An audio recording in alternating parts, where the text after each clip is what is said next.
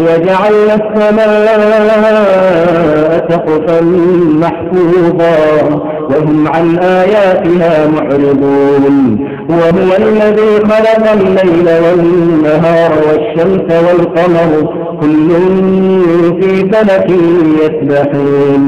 The solar wind is the steady emission of particles from the sun. They carry the magnetic field that is in the solar corona out into space.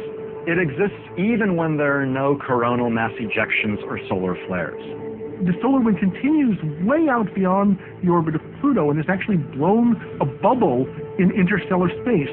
Now that's a bit of a protective bubble because the magnetic fields protect us from charged particles coming from outside. Normally, solar winds stream off the sun in all directions at speeds of 1 million miles per hour. Pulling the sun's invisible magnetic field along with it, they form the solar system's defense against intergalactic intrusion, the heliosphere. The heliosphere is the very boundary where the solar wind hits intergalactic space.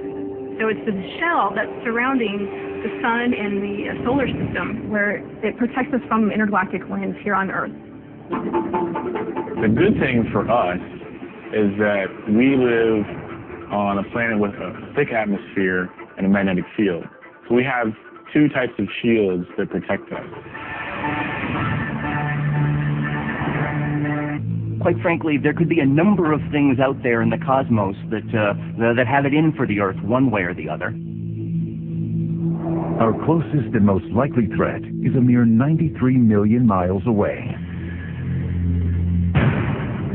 And at any moment, unprovoked and without warning, it could go on the attack. Solar flares are these massive explosions of energy. It's like tens of millions of hydrogen bombs being detonated all at once. But as powerful as these bursts of radiation are, they're sometimes only the beginning of a solar temper tantrum. On top of that, you can also have material that's flung away from the sun, and we call this a coronal mass ejection.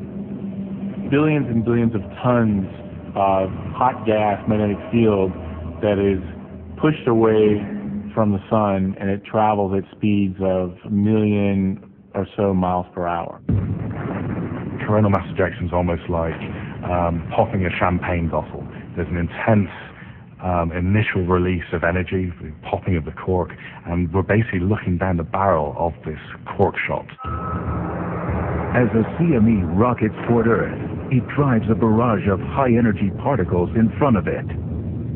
The environment around the sun is filled with the solar wind, these particles of the sun's atmosphere that are streaming away. The CME plows into this material and creates a shock wave.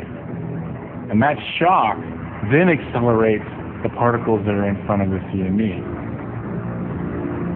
And if it's flying in our direction, it means real trouble for the planet Earth. If the sun fires one at us in 2012, you won't have much time to prepare, even if you see it coming. The bulk of the CME will reach us in just a few days. But those particles that are accelerated by the CME are accelerated to close to the speed of light. These particles can take somewhere on the order of tens of minutes to hours. When it reaches Earth, the shockwave of energized particles will slam into satellites in orbit, shorting out their electronics. If we were staring down the barrel of an unexpectedly large CME, it could take out a lot of our satellite network. The consequences could be much worse than just losing your satellite television.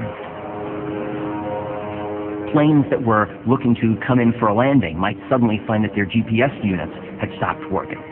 At the wrong time, that could cost people their lives.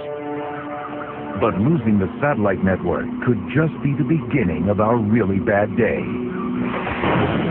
Once the shockwave has passed, the bulk of the CME will crash into the Earth's magnetic field. The Earth has a protective magnetic field that shields us from these CMEs. The shields are up, Scotty. This natural barrier normally prevents charged particles from reaching the surface by deflecting them around the Earth. But if the CME is big enough, our planetary protection could come at a high cost.